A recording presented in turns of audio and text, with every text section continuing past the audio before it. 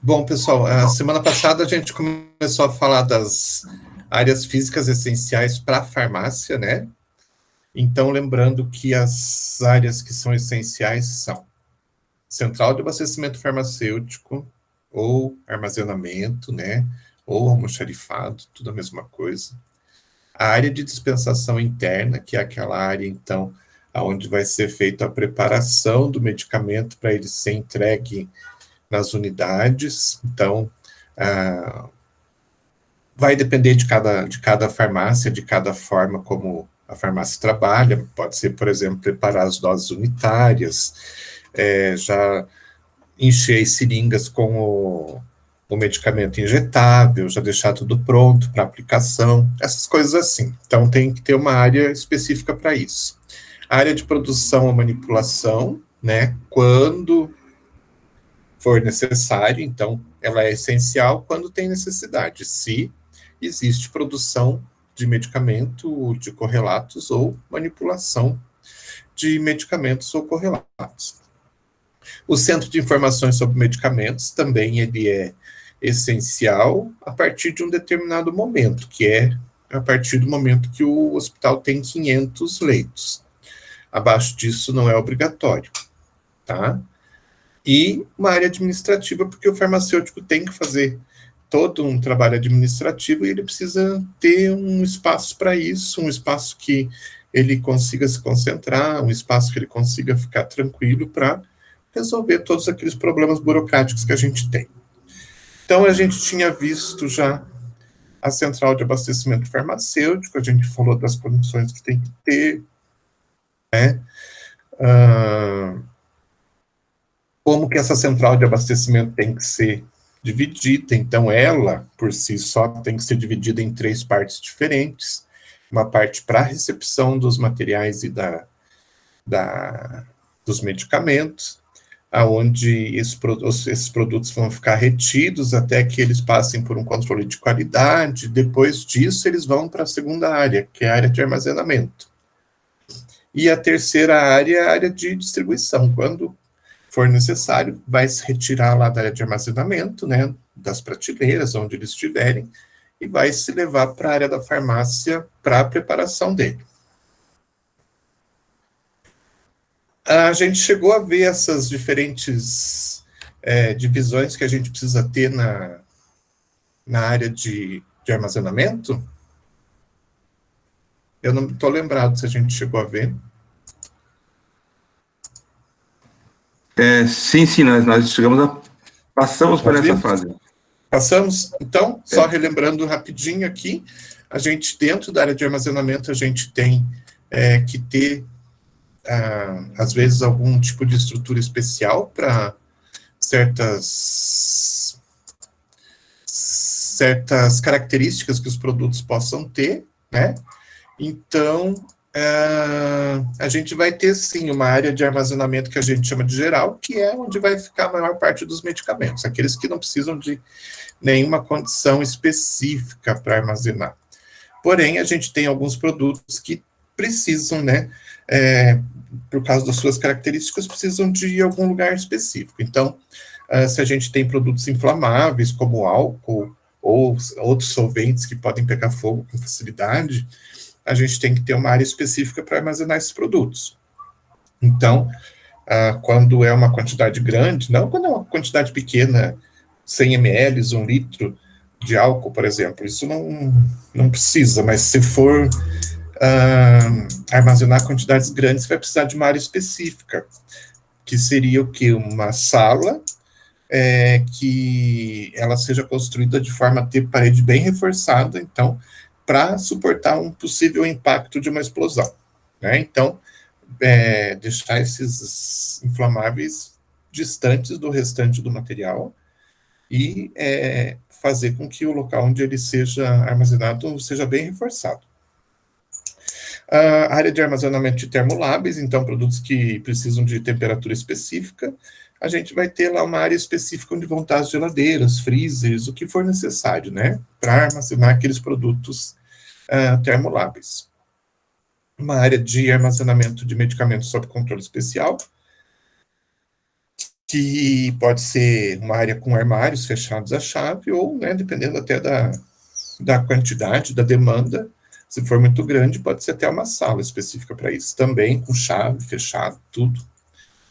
E, por último, se trabalhar com medicamento radioativo, né, então os radiofármacos, tem que ter uma área específica para armazenar esses produtos, que, dependendo da quantidade, essa área pode ser um espaço onde você armazena esses produtos dentro de uma caixa de chumbo, até uma sala gigante, né, que você armazena esses produtos lá dentro e manipula esses produtos lá dentro, também revestida com chumbo, conforme determinações dos órgãos oficiais que trabalham com medicamentos radioativos.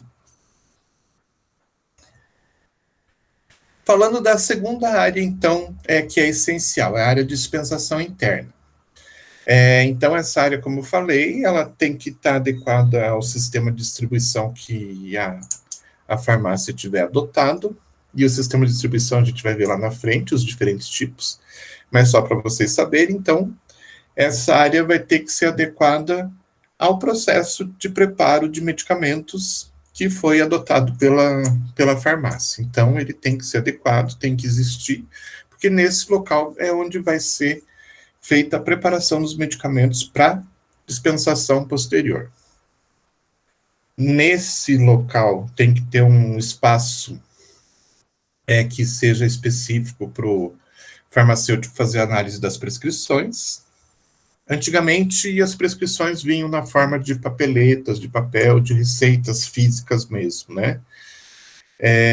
Então, o farmacêutico tinha que pegar uma por uma, analisar uma por uma, para ver se existia algum tipo de interação entre os diferentes medicamentos, se as concentrações estavam certas. Então, fazer uma análise, então ele precisava de um local tranquilo para isso, né? Então, até porque ele tinha um monte de receitas físicas, né, papel mesmo, para analisar.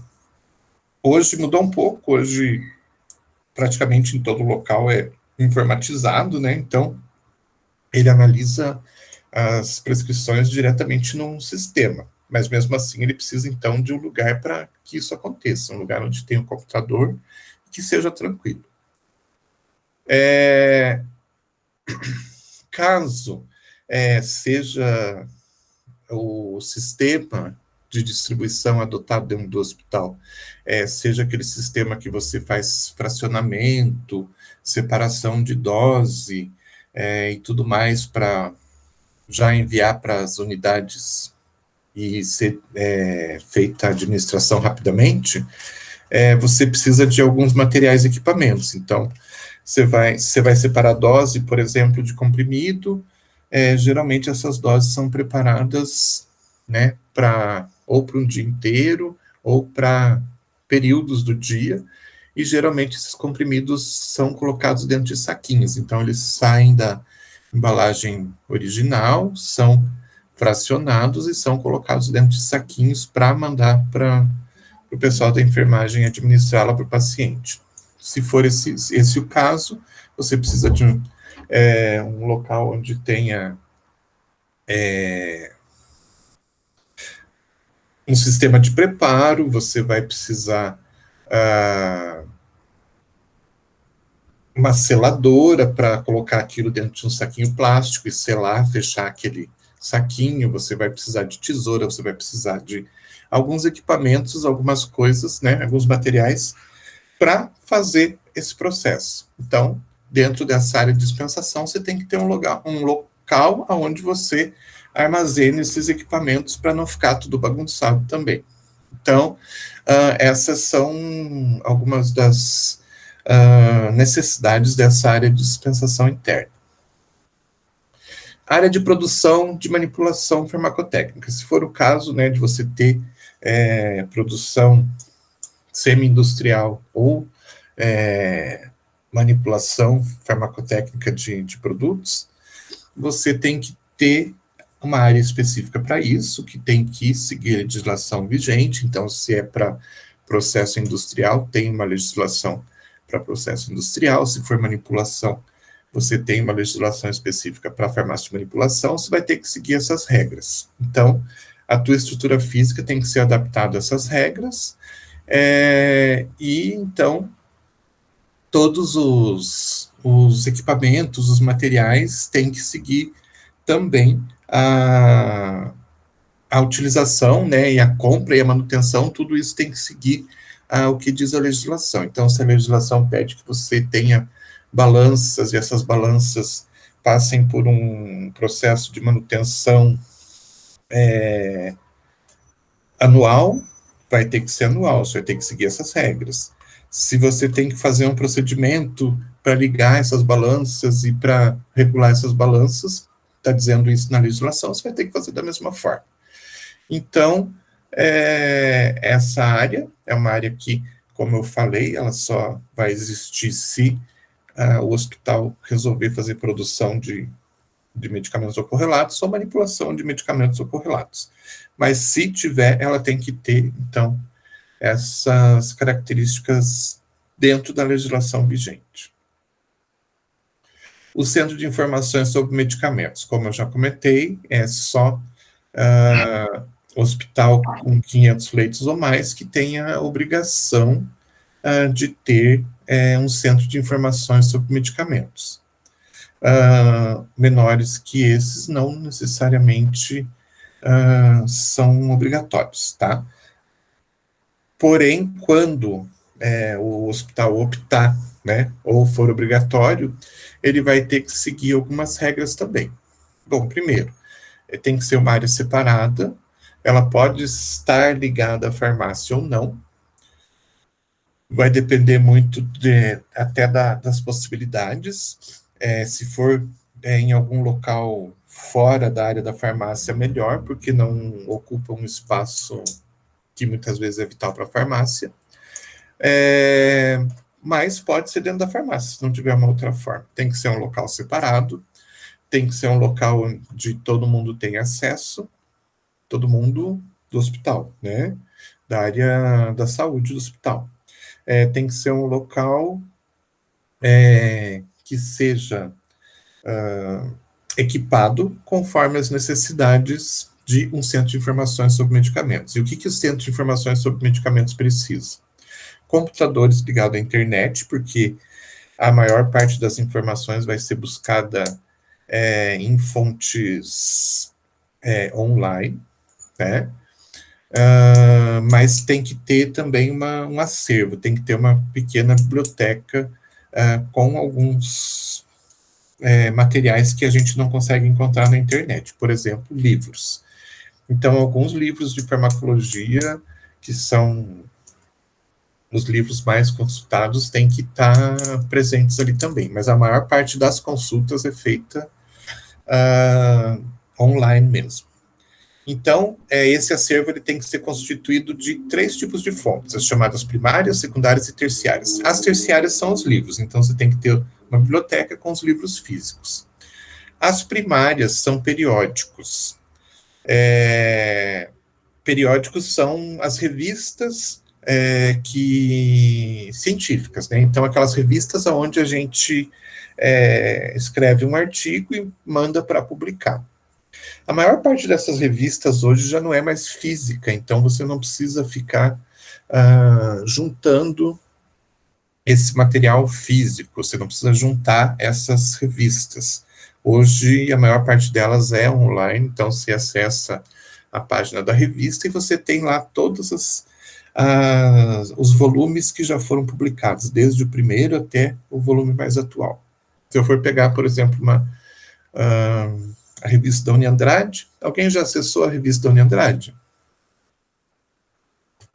Para ver como é que é? Como que faz para acessar, professor? Então quer dizer que nunca acessou. Eu já não sei, pode ser que eu tenha acessado, mas não sei. Pelo portal? Pelo portal. Tem um lugar lá no portal onde tem publicações e tal. Daí tem a revista da Uniandrade. Então, a revista da Uniandrade, por exemplo, ela está lá disponível para acesso gratuito, quem quiser pode acessar, e dentro dessa chamada revista você vai ter várias publicações. Então, digamos que tem uma revista que foi lançada esse mês. Aí vai depender muito de cada revista também, como é que é o processo deles. Tem revista que publica um volume por mês, tem algumas que publicam um volume a cada 3 meses, tem revista que vai publicando os artigos que são aceitos durante um ano, e no final do ano eles transformam isso numa revista só. Então, depende de cada revista como que funciona. Então, em Andrade, se eu não me engano, é uma a cada 3 meses. Daí seriam 4 volumes por ano. E como é que funciona isso? Vocês, né, fazendo o TCC de vocês, por exemplo, têm uma produção legal e querem publicar essa produção. Então, vocês transformam isso num artigo, que tem que estar dentro da... Vocês vão escolher a revista e vocês escolheram a revista do Andrade. Então, esse artigo tem que estar formatado dentro das normas da revista de Andrade. Digamos que a revista fale que tem que seguir, para fazer o artigo, tem que seguir as normas da ABNT. Tá. Tem outras revistas que seguem as normas de Vancouver. Tá. Então, você tem que adaptar seu artigo para essa estrutura. Geralmente está ligado com a fonte, se é Arial, se é Times New Roman, o tamanho da fonte, tamanho de espaçamento, essas coisas básicas para você formatar. E uma boa parte dessas revistas, o que muda mesmo é a forma como você faz a referência. Tem algumas que você faz a referência colocando lá no final da frase o autor que você utilizou a informação, por exemplo, Silva 2020, né? E depois lá embaixo nas referências você vai colocar a referência completa do Silva 2020. E tem outras que, ao invés de você colocar o nome ali, você coloca um número e lá embaixo ele vai estar numerado e você vai direto no número e já descobre quem é o autor. Bom, aí a revista, ela recebe e aceita um número X lá de artigos por bimestre, trimestre, seja lá como é que for, por revista, né? E quando fecha esse número, eles publicam a revista com todos os artigos. Tá? E então, o legal que quando essas revistas são online, você consegue acessar o artigo a última revista que foi publicada, e você consegue acessar todas as anteriores. Então, digamos que a revista Dona Andrade tenha lá 5 anos de funcionamento, e faz uma revista a cada 3 meses. Então, vai ter 2020, janeiro, fevereiro, março, abril, maio, junho, julho, agosto, setembro, não, fechou setembro ainda.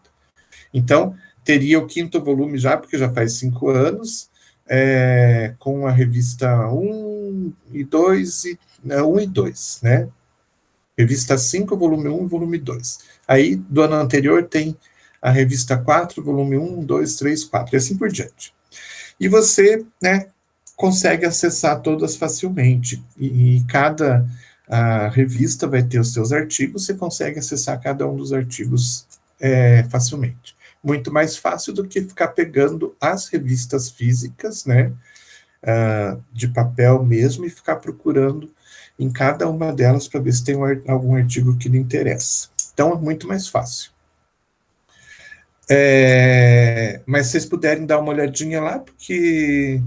Deve ter até artigo publicado nosso, dos projetos integrador. Eu já tentei procurar umas vezes e não consegui achar. Vou tentar de novo lá. Olha, dos projetos eu não sei se tem. Pode ser até que tenha. Mas eu acredito... Então, e é interessante que vocês saibam, né? Porque vocês, se tiver algum artigo de vocês publicado lá, tudo mais, vocês podem colocar isso no currículo de vocês, conta ponto isso, né? Uhum.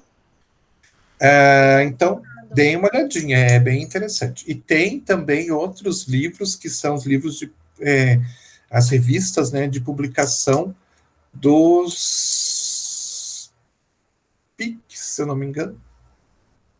Se eu não me engano, alguns PICs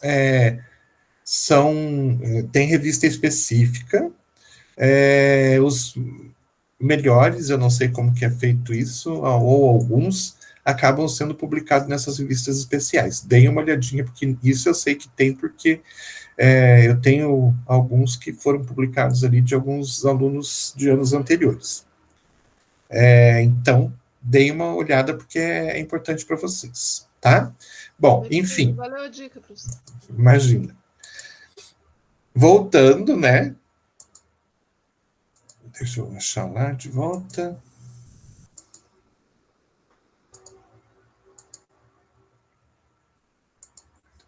Então, o acervo que a gente chama de terciário, voltando, são os livros e essas revistas físicas também, tá? O que a gente chama de acervo primário são esses periódicos online. Então, são essas revistas online, que a gente tem já acesso pela internet. E as secundárias são locais na internet onde esses artigos são reunidos. Então, por exemplo, esse periódico da Uniandrade, ele pode estar dentro do que a gente chama de base de dados, que é um local onde se reúne vários artigos os artigos da Uniandrade, de outras revistas, tal, eles estão reunidos todos nesse lugar. Então, você pode acessar separadamente a revista ou uma base de dados que contenha essa revista e muitas outras revistas. Aí, todos os artigos que estão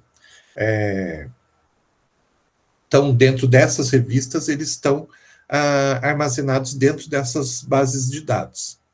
E daí, claro, é muito mais fácil de você encontrar um determinado assunto, informações sobre um determinado assunto que vocês queiram. Por exemplo, vamos falar aqui de um exemplo bem simples. Erro de medicação.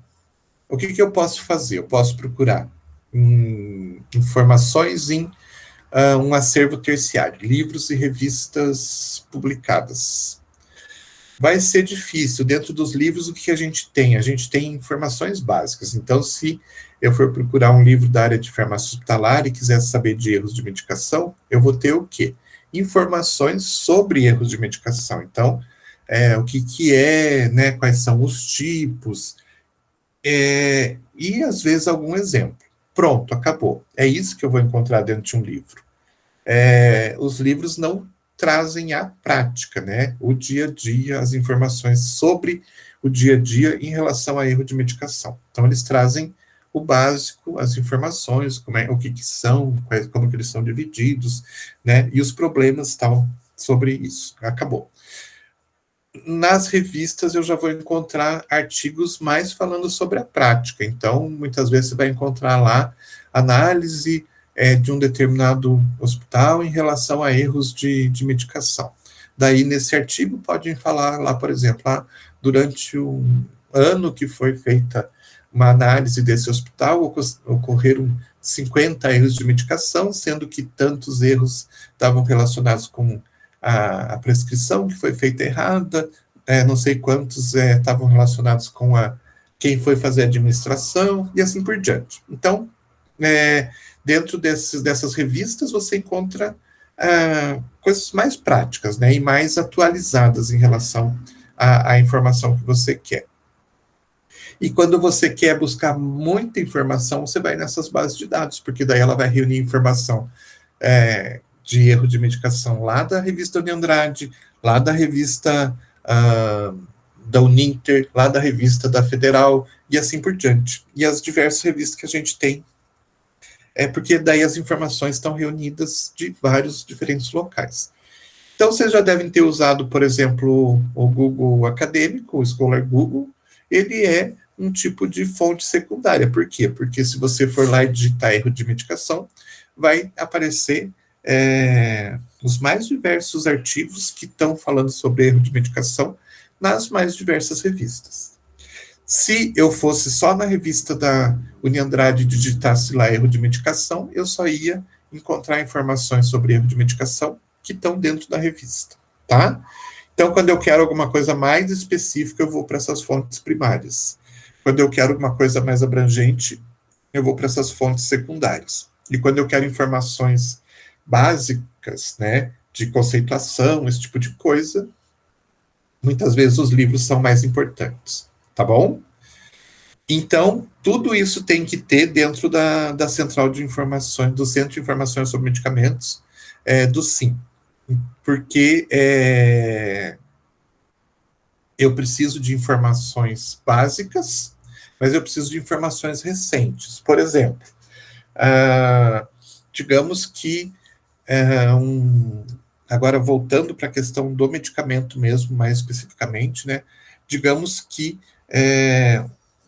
um medicamento que seja utilizado dentro do hospital começou, nos últimos tempos, a mostrar um problema relacionado a ele que não aparecia anteriormente. Então, dos últimos tempos para cá, quando um medicamento X lá está sendo administrado, está aparecendo uma reação que não existia, não estava descrita, está aparecendo alguma coisa diferente. Então, o médico vai lá no centro de informações e fala, olha, preciso de informações a respeito disso, porque é um tipo de situação que está acontecendo que não acontecia anteriormente. A gente nunca previu isso acontecer porque realmente não acontecia. E daí o pessoal, os farmacêuticos, né, do Centro de Informações sobre Medicamentos, vai pesquisar. Aonde que ele vai pesquisar? Adianta pesquisar nos livros? Não adianta. Adianta pesquisar dentro de uma revista só? Não adianta. O melhor é pesquisar dentro de uma base de dados. Então, ao invés de ir, por exemplo, lá no Google Acadêmico, que ainda é bastante limitado, ele vai em alguma base de dados específica para a área de saúde. Então, vai lá no PubMed, por exemplo. O PubMed reúne artigos da área médica, do mundo inteiro. E daí ele vai lá digitar o nome do produto, tal, nome do medicamento, e vai começar a buscar as informações relevantes em relação a isso, né? Se tem algum trabalho já falando também sobre esse mesmo problema, e de repente, né, se já tem alguma solução, já tem alguma coisa que possa ser utilizada para alertar o médico que pediu essa informação. Então, o Centro de Informações está muito ligado com isso, né? Os problemas que estão acontecendo, que precisam ser resolvidos, ninguém sabe como fazer, o Centro de Informações vai lá e vai buscar as informações e vai retornar para a pessoa que pediu, para resolver o problema, né?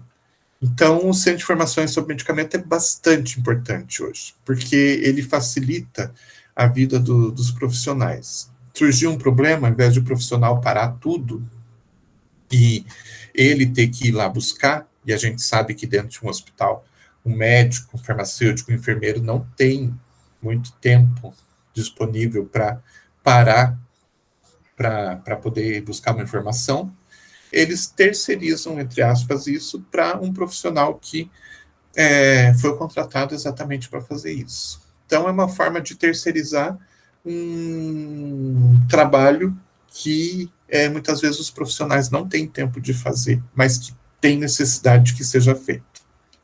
Tranquilo? Conseguiram entender aqui? Sim, professor.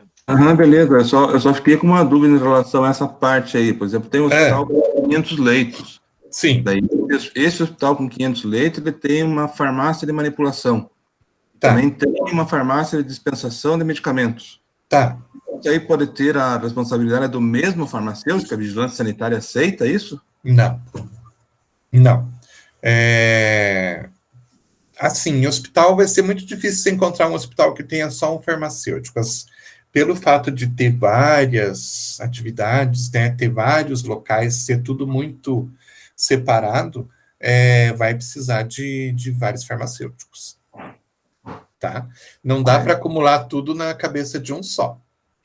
A vigilância nem permite uma... Não, Porque senão o que ia acontecer era, tipo, vamos pagar um farmacêutico, né? Porque ele custa para a gente 6 mil e poucos reais por mês, e esse farmacêutico vai ter que fazer tudo, vai ter que ser o responsável pela dispensação, pela compra, pela venda não, pela produção, pela manipulação, pelo sim, vai ter que cantar, dançar e ainda pintar um quadro todo dia. Você sabe que é exatamente isso que ia acontecer, né? Então, não pode. Para cada área, digamos assim. Sim. Mesmo dentro de uma farmácia de manipulação normal, como se a do hospital não fosse normal. Não, mas uma farmácia comercial, né? Para você ter, por exemplo, homeopatia e alopatia, você vai precisar de 2 profissionais. Ou um profissional que trabalhe meio período na homeopatia e meio período na alopatia, que é inviável para uma farmácia de manipulação. Então, mesmo na manipulação normal, você precisa de mais de um farmacêutico, e no hospital muito mais. Não, maravilha. Obrigado. Até porque a própria legislação, e a gente já vai ver, eu já comentei um pouco a aula passada, que está com problema, os hospitais estão entrando com liminares, não sei o quê, mas a tendência é que as farmácias hospitalares trabalhem 24 horas por dia, e para isso você já vai precisar de pelo menos 3 farmacêuticos, né? Se revezando para cobrir essa carga horária. Então, aí pode até ser que tenha alguma forma de adaptar o trabalho de cada um para que cada um fique mais ou menos responsável por uma área, né? Mas mesmo assim, um farmacêutico só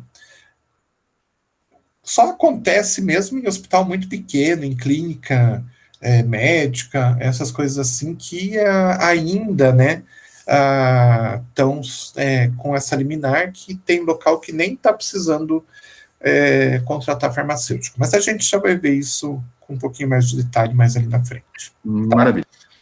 Mas não pode ser um fazendo tudo isso, porque não tem condições. Nem um robô acho que consegue fazer tudo isso ao mesmo tempo.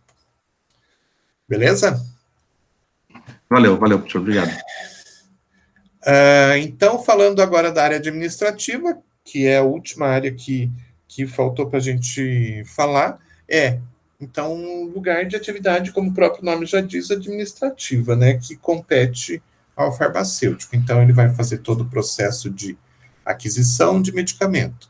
Mas não é a farmácia que compra, é uma central de compras do hospital. Tá, mas o processo de planejamento do que vai ser comprado, tudo mais, está ligado com a farmácia. E daí é responsabilidade do farmacêutico. É o farmacêutico que vai realizar os controles de estoque, né? E isso é bom que seja na área administrativa. É o farmacêutico que vai trabalhar com estudos de consumo e custos, é a área administrativa também. E é o farmacêutico que vai trabalhar com as previsões das atividades. Então, toda a logística interna de trabalho está ligada com o trabalho do farmacêutico e precisa de uma área administrativa para isso, preferencialmente que seja isolada, para que essas atividades aí possam ser feitas sem interrupção, sem muito barulho, né? De forma que as coisas saiam muito bem pensadas. Previsão de atividades, é só a previsão do que vai ser feito no dia seguinte? Não, aí tem outras coisas. Tem toda a questão do processo de treinamento de funcionários, que precisam ser constantes, e um monte de outras atividades que são de responsabilidade da farmácia e, por consequência, do farmacêutico. Falando dos recursos humanos, então, para que vocês entendam, tem uma deliberação do Conselho, a 717 de 2018, que fala o seguinte: não é qualquer farmacêutico que pode assumir a responsabilidade de uma farmácia hospitalar. Para que ele possa assumir, ele tem que seguir algumas regras. E daí, lá no artigo 2º, fala quais são as regras. Farmacêutico, para assumir a direção, responsabilidade de assistência técnica ou a sua substituição em farmácia hospitalar junto ao CRF, ou seja, não é só aquele farmacêutico que está efetivamente trabalhando o tempo todo, mas aquele que pode ser um substituto por algum motivo, doença, esse tipo de coisa assim, também vai seguir as mesmas regras. Ele tem que comprovar, então, no mínimo, uma das condições a seguir.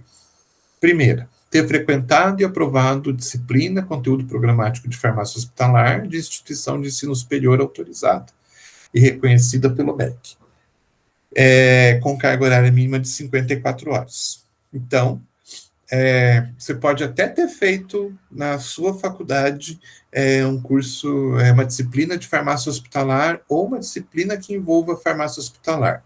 Mas se essa disciplina tiver só 40 horas, por exemplo, você já está fora. Tem que ter no mínimo 54. Então, vocês já estão dentro, né? Vocês já frequentaram, quer dizer, já estão frequentando, vão passar todo mundo. Então, lá no diploma de vocês vai conter a carga horária de vocês, 66 horas, e tranquilo para vocês. Ô, professor. Pode falar. Eu fiquei na dúvida assim, que nem na faculdade, às vezes tem muitos auxiliares de farmácia, né, de hospital. Isso daí conta para que você consiga ingressar como farmacêutico hospitalar? Não. Porque que nem a minha irmã formada em farmacêutica agora, né? Ela sempre trabalhou em farmácia de dispensação. E quando ela ingressou no hospital, ela teve que fazer uma especialização. Agora eu conheço pessoas que só pelo fato de ter trabalhado como auxiliar de hospital, né, de farmácia, conseguiu ingressar sem uma especialização. Então, na verdade, o que acontece? É obrigatório que você ou tenha feito a disciplina. Onde que ela estudou, você sabe? Claro que você sabe, óbvio. Onde que ela estudou? No Brasil. E você sabe a carga horária da disciplina lá? 66 horas, eu acho. 66? Então, ela já estava habilitada. Tá, vamos fechar nesse ponto aí. Daqui a pouco eu puxo ele de volta. Ela fez carga horária acima de 54, ela está habilitada. Muito bem. Deixa eu só pegar o fio da meada aqui, eu já volto a falar sobre isso, tá? Tá bom, beleza. Digamos que tem um curso aí de farmácia que tenha uma carga horária de 40 horas só. Então, a pessoa não fica habilitada, ela não pode trabalhar. Para ela trabalhar, ela tem duas opções. Ela pode fazer um curso de farmácia hospitalar com carga horária mínima de 80 horas, que seja recomendado pelo nosso conselho aqui do Paraná. Então minha faculdade tinha lá 40 horas, eu não fui habilitado, mas eu fui lá e fiz um curso de farmácia hospitalar que o conselho me indicou, passei, né? Agora eu tenho esse diploma, agora eu posso entrar, tá bom. Não fiz isso, mas eu fui lá e me formei, fiz uma especialização em oncologia, por exemplo, fiz um mestrado e doutorado em farmácia hospitalar. Não tinha essa possibilidade, né, porque meu curso tinha só 40 horas, mas com a especialização, ou mestrado, ou doutorado, a gente pode trabalhar. Tá, então isso é o que o conselho fala. Então o conselho vai dizer assim, você fez a disciplina tem 66 horas, então você está habilitado. Se você vier aqui no conselho e pedir para informar que você vai ser responsável por uma farmácia hospitalar, você vai ser aprovado pelo conselho. Porém, o que está acontecendo é que os hospitais estão pedindo que as pessoas tenham uma especialização. Eu não sei quem foi que perguntou, eu só ouvi o nome, eu não vi, eu vi a voz. Miguel? Foi você? Isso. Tá. Mas foi o conselho ou foi o hospital que pediu?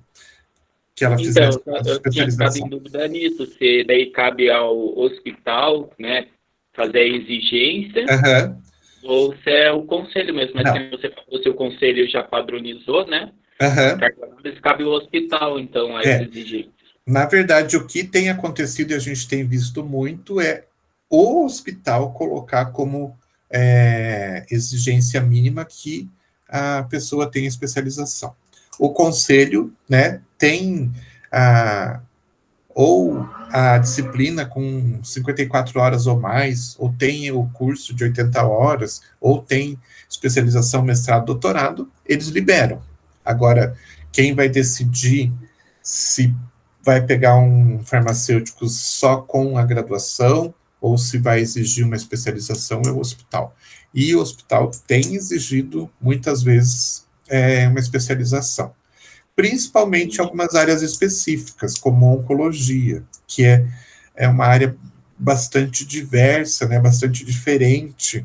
A atuação do farmacêutico oncologista é bem diferente, então eles dão preferência para quem tenha feito uma especialização, porque já teve um contato, já tem uma noção do que vai encontrar ali pela frente, não precisa ser treinado do zero, né, ele vai ser treinado para se adaptar às condições do hospital, mas não precisa ser treinado do zero, tipo, vamos pegar na mão e mostrar tudo. Os hospitais estão preferindo, então, gente que já tenha um certo conhecimento. Na verdade... Tem alguns hospitais que daí tem a residência também, né? Sim. Uhum. E a residência é uma forma de ensino e especialização de um farmacêutico, já visando, né, o futuro, já ficar com ele como um profissional habilitado, né, especializado, né, e já captar ele para sua né, para trabalho próprio, para trabalho ali dentro do hospital, tá? Entendi. Então, assim, de uma forma geral, os hospitais estão preferindo gente que já tenha conhecimento dentro da área, conhecimento mais específico do que só a graduação. Mas o conselho, ele só aprova você apresentando alguma daquelas 3 exigências que estão colocadas na legislação. Só com isso eles já aprovam, tá? Antigamente, como eu comentei, acho que lá no começo da disciplina, antigamente a disciplina de farmácia hospitalar não era obrigatória, era optativo. Então, alguns alunos optavam por fazer a disciplina e outros não. Então, fazia bastante sentido, né, ter essa barreira feita pelo conselho. Então, o conselho analisava o currículo de cada um e via, mas você não fez disciplina de farmácia hospitalar, né, então você não pode assumir responsabilidade. Hoje a barreira está muito ligada com a questão da carga horária, porque eu acho que todo curso de farmácia hoje no Brasil obrigatoriamente tem a disciplina de farmácia hospitalar. Tá? Então, dessa forma, vocês já saem habilitados, né, pelo conselho a assumir responsabilidade numa farmácia hospitalar. Porém, né, de acordo com as necessidades do hospital, exigências do hospital, pode ser que vocês precisem se especializar um pouquinho mais.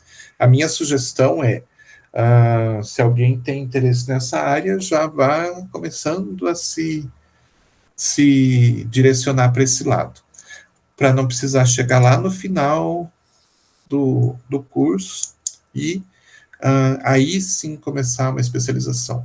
Tem algumas especializações que permitem que você comece a frequentar estando no último ano da faculdade, para que você chegue lá no final da faculdade e, além de conseguir o diploma da graduação, já logo em seguida já consiga o diploma da especialização, tá?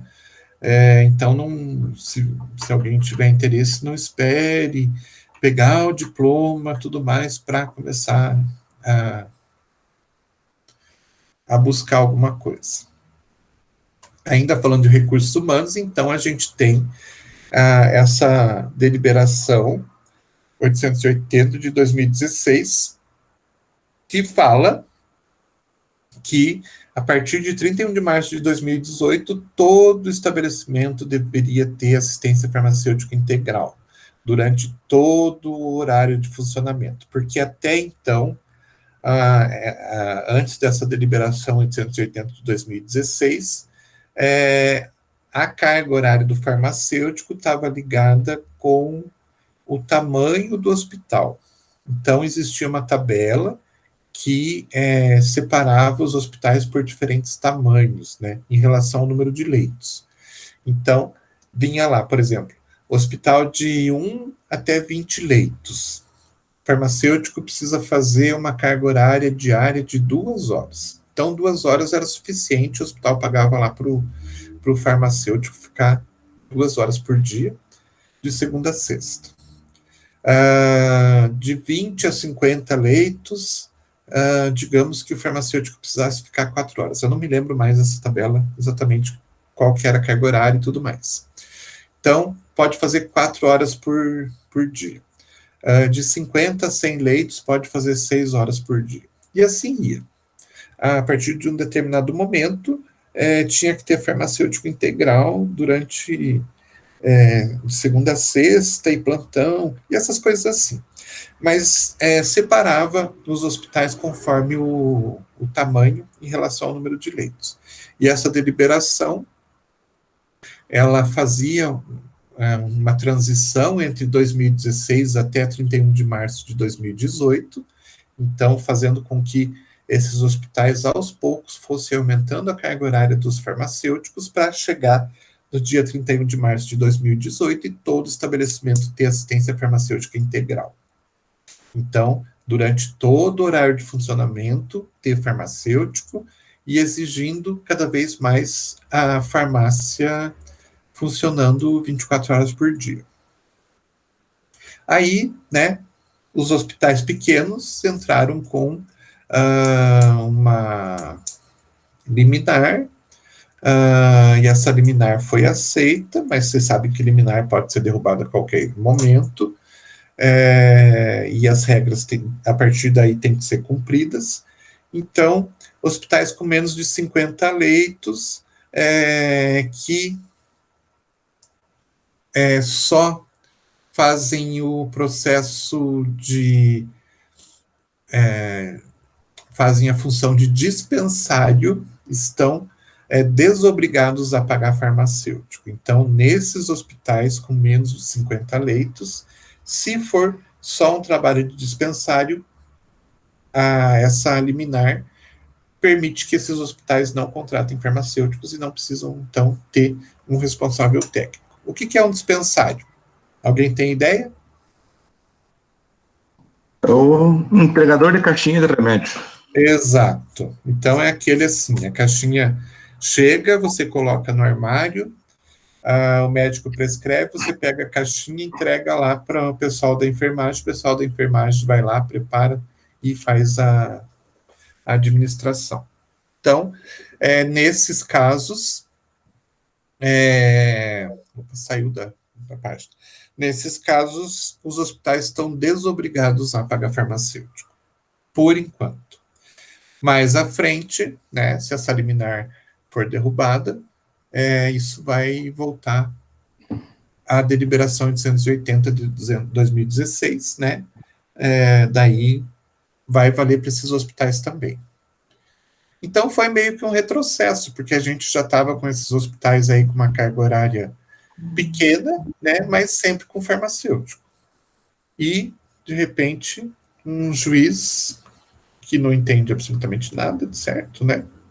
Vamos e venhamos, foi lá e deu essa liminar para os hospitais, para que os hospitais não precisassem pagar um farmacêutico. Tá? Tomara que a família desse juiz ou ele não precise do hospital e não seja penalizado por um erro de administração da doença, né? Pois é. Espero que realmente não precise, porque senão daí ele vai ver que talvez se tivesse um farmacêutico, alguma coisa pudesse ter deixado de acontecer. Mas, vamos lá, né? Consciência de cada um. Falando ainda de... Professor, nas unidades de saúde, como é que funciona? Tipo, os postos? Daí é outro mundo. O que acontece é que daí, mesmo, né, sendo hospital, unidade de saúde, né, tendo farmácia, as regras são outras, né? O que serve para o privado, né, não serve exatamente para o público. Teoricamente, o público, né, deveria ser o exemplo, mas aqui no país é completamente o contrário. Então, assim, claro, hoje nos hospitais, nas UPAs, a gente tem farmacêutico, tem tudo certinho, mas faz tempo que está se brigando com relação a isso. Aqui no Paraná, por exemplo, o interior se adaptou com muito mais facilidade, com muito mais rapidez que Curitiba, enquanto em todas as cidades, praticamente, as unidades de saúde que tinham farmácia, tinham farmacêutico, aqui em Curitiba, né, os belezinhas simplesmente ignorando isso como se não fosse obrigatório. Então, aqui foi o último lugar que começou-se a colocar ordem na casa. Então, a gente ainda tem unidade de saúde que não tem farmacêutico, a gente tem UPA que está deficiente com farmacêutico, a gente tem hospital que tem uma certa deficiência, mas estão se adaptando. E é para ser a mesma coisa, né? É para ser igual para todo mundo. Mas Curitiba foi e está sendo ainda um mau exemplo para todo mundo, porque está sendo a última a se adaptar a essas coisas, tá? E a mesma coisa, se tiver um hospital, uma UPA, eu acho que, eu não sei se a UPA ela vai entrar, eu acho que entra porque eles fazem um trabalho de dispensário também, né? Pode ser. Sim, tem umas que tem até leito e tudo. Pois é. As maiores, né? Então eu acredito que eles possam entrar nesse grupo aí, mas eu acho que pelo fato de já serem concursados, né, ou pelo menos eu tenho visto que nas UPAs tem terceirizado muito isso, ao invés de fazer concurso, estão colocando terceirizado, mas eu acho que o governo não vai dar uma de esperto e querer usar essa legislação para eles, não. Eles já estão muito queimados em relação a isso. Mas, teoricamente, era para seguir a mesma coisa, né? Hospital ter, então, o farmacêutico durante todo o período de funcionamento. Tipo o Hospital do Trabalhador, que é municipal, né? Tem. Hospital, sei lá, o Hospital de Clínicas também tem um monte de farmacêutico. Então, tem que seguir a regra. Independente de ser público ou privado, tem que seguir a mesma regra. Tá? Mas daí o conselho, ele fiscaliza tanto o privado quanto o público? Fiscaliza. Claro que muito mais o privado, né?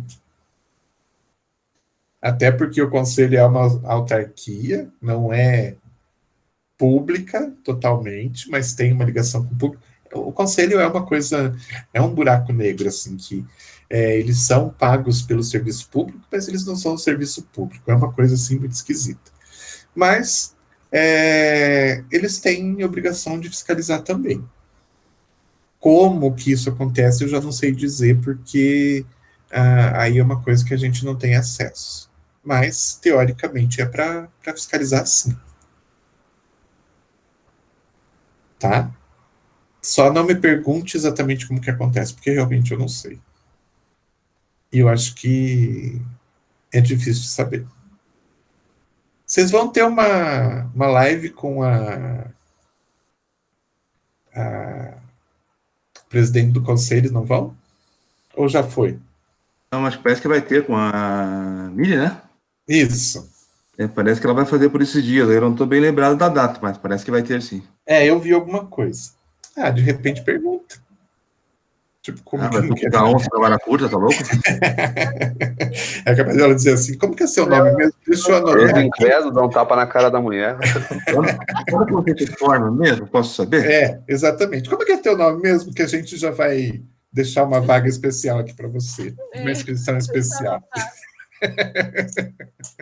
Melhor ficar neutro, professor. Melhor ficar neutro mesmo. Não, tô brincando. Não é assim também. O conselho ajuda bastante. Perguntar aqui pro professor é mais tranquilo. Lá na cara dela, não. Tá louco? A gente sabe que não tem como fiscalizar tudo, né? Não tem. O número de fiscais que tem aqui em Curitiba, por exemplo, é minúsculo, né? Para fazer a fiscalização de Curitiba e da região metropolitana só. Acho que são 2 ou 3 fiscais. É muito pouca gente, então... É igual farmácia de dispensação. Tem uma farmácia em cada esquina. Você acha Sim. que todas são fiscalizadas? Não, e esses fiscais, eles têm que fiscalizar a farmácia de dispensação, de manipulação, farmácia hospitalar, tem que fiscalizar a indústria, laboratório de análises, tudo eles fiscalizam. Indústria... Vocês acham que dá para fiscalizar tudo? Não dá. Até porque essa doutora Miriam aí, ela é presidente do conselho, ela mora em Toledo, né? Ela nem mora em Curitiba, se eu não me engano. Na verdade, o presidente... eles são responsáveis pelo Estado, então não necessariamente precisa ser de Curitiba, né? Então não tem problema. Já teve presidente do conselho que era de Londrina, Maringá, não tem problema porque envolve todo o Paraná. Mas fica muito mais difícil de você controlar a coisa, de você administrar, né? Fica. Mas isso daí eles ganham diárias para vir para cá para fazer. Que não são poucas. Que não são poucas. Verdade. Vamos colocar aqui em torno de milhões aí, mas deixa para lá. Né? Vamos falar de farmácia hospitalar, né? Que é melhor. Eu acho, que vamos continuar. Acho que eu nem vou assistir essa live, não. Não, assista, é bem legal. Se ela for realmente falar do funcionamento, como que acontece, é bem interessante, é bem legal. Tem um lado muito legal, tem um lado um pouquinho controverso. Tem, infelizmente, como toda coisa, né? Tem um lado meio controverso. Tem as denúncias, né, de gastos excessivos e tudo mais. O pessoal reclama muito, que acha que o dinheiro que a gente paga aqui não é pouco, que a gente paga por conselho, anuidade, né, não é bem utilizado, mas, ao mesmo tempo, se a gente não tivesse o conselho, a coisa estaria pior.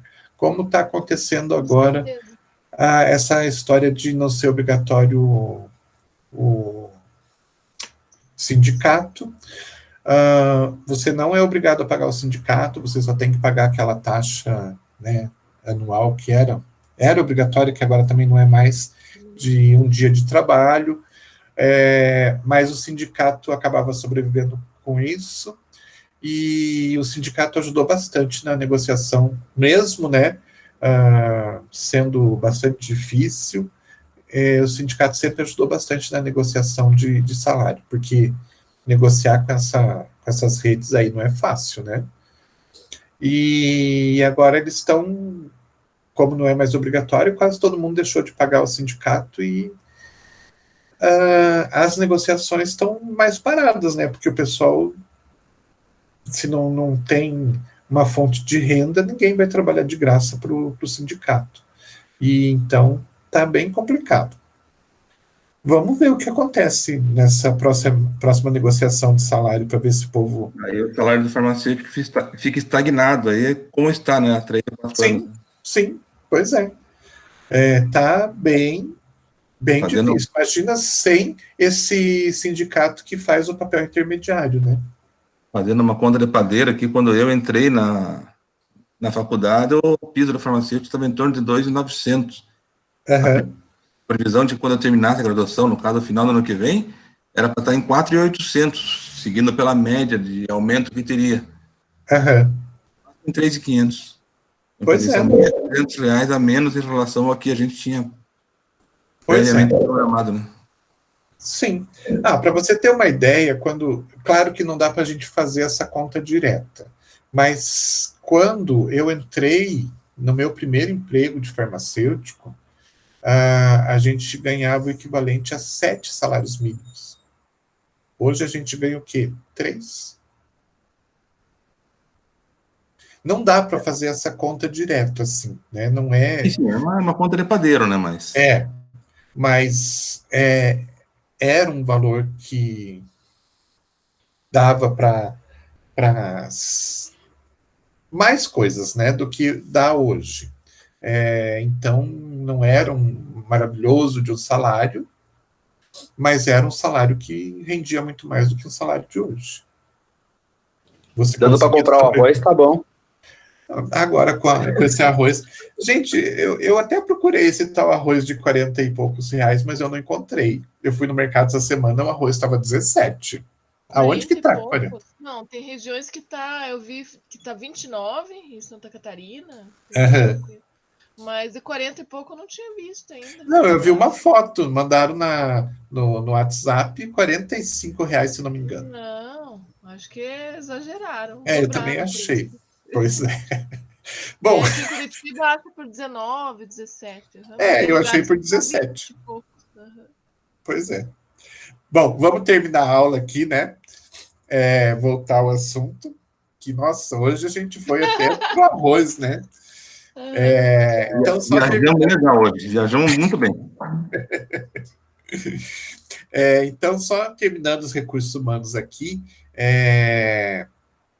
a gente tem que pensar o seguinte: o farmacêutico ele vai ser responsável por todos os profissionais que estão trabalhando dentro da farmácia. Então, vai ter um farmacêutico que é o responsável técnico, que vai ser responsável pelos outros farmacêuticos, né? Claro, né? Cada um dentro da sua própria responsabilidade. E ele vai ser responsável por todos os outros funcionários que trabalhem ali dentro. Então, a responsabilidade do farmacêutico é para com a equipe, né? Não só para com o trabalho dele, mas para com a equipe. E a gente tem que lembrar que aqui no país, por exemplo, as pessoas que entram como técnicos, auxiliares, essas coisas, dentro de uma farmácia hospitalar, elas nem sempre têm uma formação para a área, elas nem sempre têm conhecimento na área. Então, fica a responsabilidade do farmacêutico para os treinamentos. Então, dentre tantas funções que o farmacêutico vai ter, uma delas está ligada ao treinamento inicial, e não só um treinamento inicial, mas um treinamento periódico e constante desses funcionários. Então, a primeira coisa é o treinamento inicial. Geralmente as pessoas que entram não têm o conhecimento do que vai ser feito lá dentro, não têm o conhecimento da prática de saúde, e muitas vezes você tem que, então, como farmacêutico, treinar o funcionário para que ele se adeque àquele novo sistema, né? Então, tem que ter uma formação inicial básica, e depois, com o passar do tempo, você vai treinando ele com novas informações. E isso daí para todos os funcionários. Então, uma das funções, já colocando para vocês, uma das grandes funções do farmacêutico é o treinamento dos funcionários, essa frequência de treinamento. Então, de tempos em tempos, você, como farmacêutico, tem que preparar um mini curso, uma aulinha, alguma coisa assim, para você passar para os seus funcionários. Surgiu um medicamento novo, que precisa de uma manipulação especial, surgiu um equipamento novo, surgiu uma forma nova, uma técnica nova de fazer o preparo. Para tudo e vamos fazer um treinamento. E assim vai, esses treinamentos vão ser constantes. Então, é bastante importante que isso venha acontecer. E não é só treinamento em relação ao trabalho, mas em relação ao conhecimento, né, de coisas que são importantes. Então, até a própria questão da infecção hospitalar, né, mostrar para os seus técnicos o que é a infecção, o que acontece, os cuidados que tem que ter, e assim por diante, né, para que realmente ele passe a fazer parte de um grupo, né, que tenha conhecimento e que tenha, então, o cuidado relacionado a isso. Tem que entender um pouquinho de epidemiologia, então tem que entender de doenças prevalentes, esse tipo de coisa, né, para que ele realmente se coloque dentro do serviço de saúde, da área de saúde. E uma coisa bastante importante, tem que conhecer um pouquinho de custos, porque para que ele seja um trabalhador mais atento, né? Quando a pessoa sabe que um erro pode ser um custo bastante alto, né? Ela toma um pouco mais de cuidado. E basicamente é isso que a gente tinha para falar hoje. Semana que vem a gente começa a trabalhar com o ciclo da assistência farmacêutica dentro da área hospitalar. Então, a gente vai falar de novo daquilo que vocês já ouviram anteriormente na assistência farmacêutica, de cada uma das etapas do ciclo, daí a gente voltado principalmente, então, para a área hospitalar, adaptado à área hospitalar. Beleza? Então, se preparem que vocês vão voltar a ver o ciclo da assistência farmacêutica dentro do hospital agora. Tá bom? Mais uma aula só antes da nossa prova bimestral, é isso? Ou é na outra semana ainda? Sabe que eu nem sei quando que é a prova? Começa dia 28, se eu não me engano, a semana de provas. Já?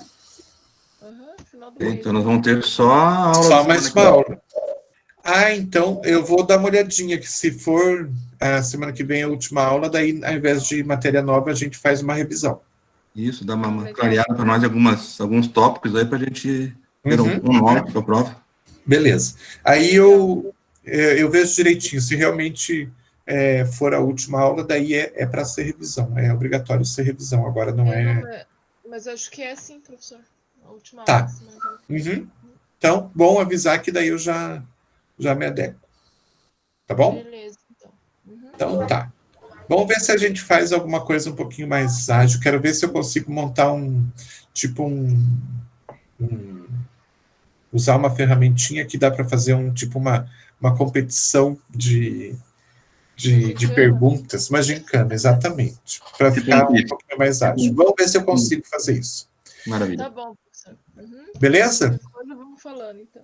Beleza, então. Obrigado, tchau. Nada, imagina. Obrigado. Bom final de semana para vocês também. Até a semana que vem. Tchau, tchau. Tchau.